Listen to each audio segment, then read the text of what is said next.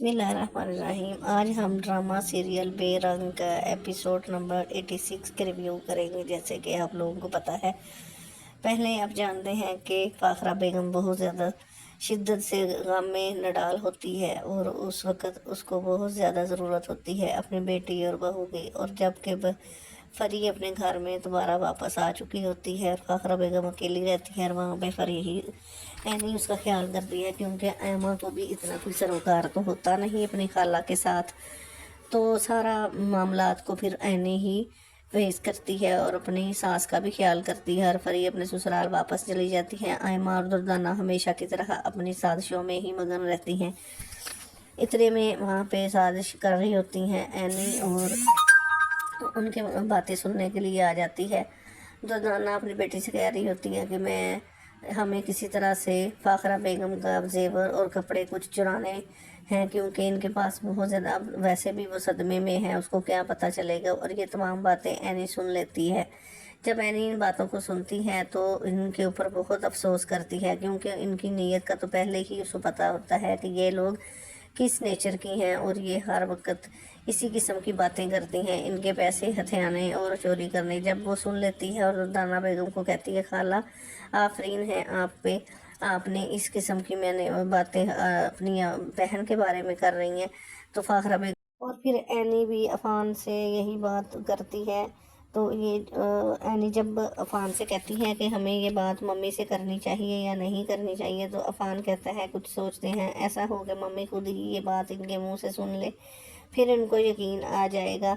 लेकिन दुर्दाना और आयमा तो बहुत ही ऐनी के पीछे पड़ी होती हैं। उनको ऐनी एक आंख भी नहीं भाती, क्योंकि ऐनी इनकी हर बात को टोकती रोकती रहती है और इनकी हरकत को अपनी नज़र में रखती है, जिसकी वजह से दुर्दाना और आयमा खुलकर अपना खेल नहीं खेल सकती।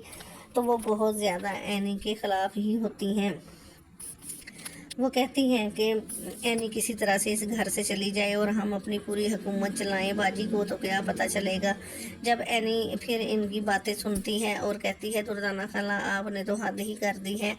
तो ऊपर से फाखरा बेगम भी आ जाती है और फाखरा बेगम पूछती है कि क्या तमाशा लगाया हुआ है तुम लोगों ने, क्यों शोर किया हुआ है ऐनी और दुर्दाना। तो फिर दुर्दाना कहती है कि बाजी कुछ नहीं, मैं तो आयमा से वैसे ही बातें कर रही थी कि मेरे पास तो जेवर नहीं है, जब आप पहनती हैं तो मेरा भी दिल करता है ना, मेरे पास चूड़ियाँ हैं, मेरी कलाइयाँ भी खाली हैं और मेरे कानों में भी कुछ नहीं है, तो मेरा भी तो दिल करता ही है ना बाजी, क्या हो गया मैंने अगर ऐसा कह दिया। ऐनी ने तो इस बात को इतना बढ़ा चढ़ा कर बताया है और मेरे गले पड़ गई हैं।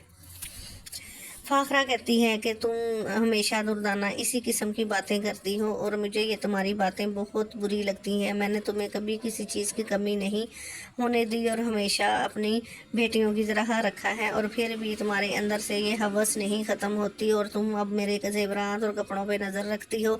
मैंने कौन सी कोई किसी चीज़ की कमी रखी है। और लेकिन यही हाल आयमा का है। आयमा ने शहरियार का जीना हराम किया हुआ था, उससे पैसे लेकर शॉपिंग करती रहती है और जेवरात इकट्ठे करती है और इसकी दौलत में काफ़ी शेयर्स वगैरह अपने नाम लगवा लिए। मुझे शहरियार ने इसकी हर एक एक बात बताई हुई थी, दुर्दाना ये तुम्हारी शय पर ही करती है और तुम्हारी अपनी सोच ऐसी है। मुझे अब पता चला कि तुम मेरी बहन खुद भी इसी किस्म की लालची है। मुझे बहुत अफसोस हुआ तुम्हारी इन बातों को सुनकर, और हमेशा तुम मेरे बारे में इस किस्म की बातें करती हो और नज़र रखती हो मेरी चीज़ों पे। तो मैंने तुम्हें कभी कोई कमी होने दी और तुम्हारी बेटी को अपनी बेटी समझा और हर चीज़ प्रोवाइड की। लेकिन आयमा के अंदर भी यही हवस है, इसने शहरियार से पैसे ले लेकर जेवरात इकट्ठे कर दी और प्रॉपर्टी अपने नाम लगवाई, हालांकि इसको इसकी क्या ज़रूरत थी, ये सब कुछ तो बाद में भी मिल जाना था। लेकिन इसने शहरियार की वो एक बात पकड़ी और उसको ब्लैकमेल किया। बीवियाँ ऐसी होती हैं क्या। और तुम अपनी सोच देखो और आयमा की भी सोच देखो कैसी बना दी है, और आयमा भी इसी किस्म की लालची लड़की निकली।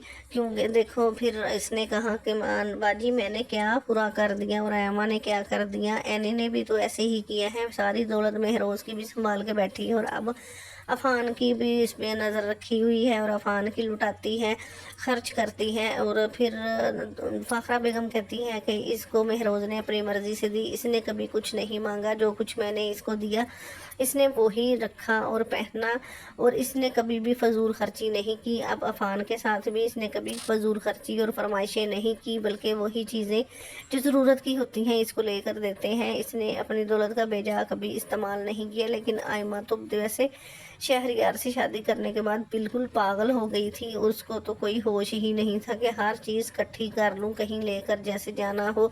دردانہ کو اور تمہاری شے پر ہی یہ کر رہی تھی، تمہاری اپنی سوچ اس طرح کی ہے تو آئمہ کی کیوں نہیں ہوگی؟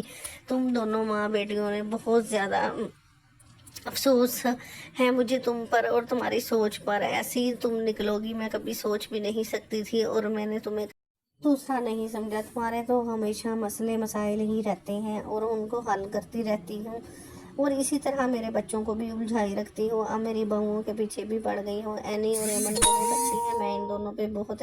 پھر ادھر فاخرہ بیگم اینی سے کہتی ہے کہ اینی تم فری سے بات کرو کہ وہ کیوں نہیں اتنے دن سے آئی، میں اس کی وجہ سے بھی پریشان ہوں، وہ ٹھیک تو ہے۔ پھر اینی اسی وقت فری کو فون کرتی ہے اور پوچھتی ہے کہ فری تم نے چکر نہیں لگایا، ماما بہت پریشان تھی۔ وہ کہتی ہے میں پیپروں میں مصروف ہوں، میں جب بھی فارغ ہوتی ہوں تو امی سے ملنے کے لیے آؤں گی۔ پھر ایمن کا بھی اس کی ساس پوچھتی ہے کہ ایمن کا کیا حال ہے، ایمن کیا کر رہی ہے، تو اینی بتاتی ہے کہ ایمن تو اپنی جاب دوبارہ سٹارٹ کر دی ہے۔ تو پھر فاخرہ بیگم کہتی ہیں وہ پاگل ہے، وہ کیوں کر رہی ہے، حالانکہ شہریار اس کے لیے اتنا کچھ چھوڑ گیا، وہ بھی تو اس کی بیوی ہے، اس کا حق ہے، اس کو کچھ نہ کچھ اماؤنٹ بھیجا کرو اس کی ضروریات پوری کرنے کے لیے۔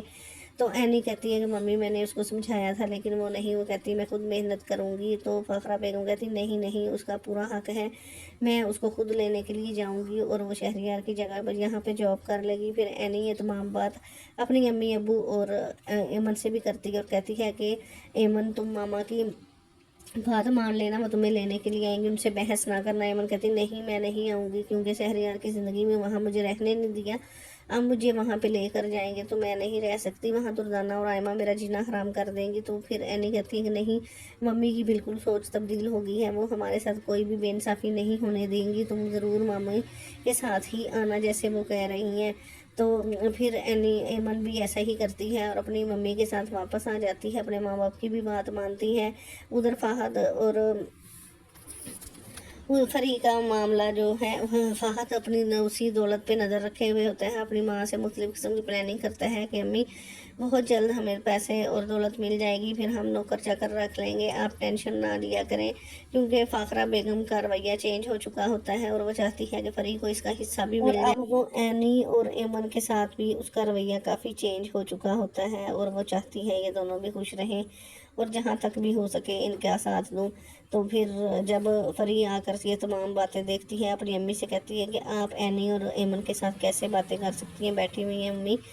تو پھر اس کی ماں کہتی ہے کہ تم بھی اپنا رویہ ٹھیک کرو، کیونکہ تم تو اپنے گھر چلے گئی تھی، مجھے تو کسی نے پوچھا بھی نہیں، حالانکہ مجھے میرا آئمہ کو خیال کرنا چاہیے تھا، اس نے بھی نہیں پوچھا اور اینی نے ہی میرا خیال رکھا اور اسی نے مجھے بیٹیوں کی طرح میرا ساتھ دیا، اور اب میں اپنی کنڈیشن میں واپس آئی ہوں۔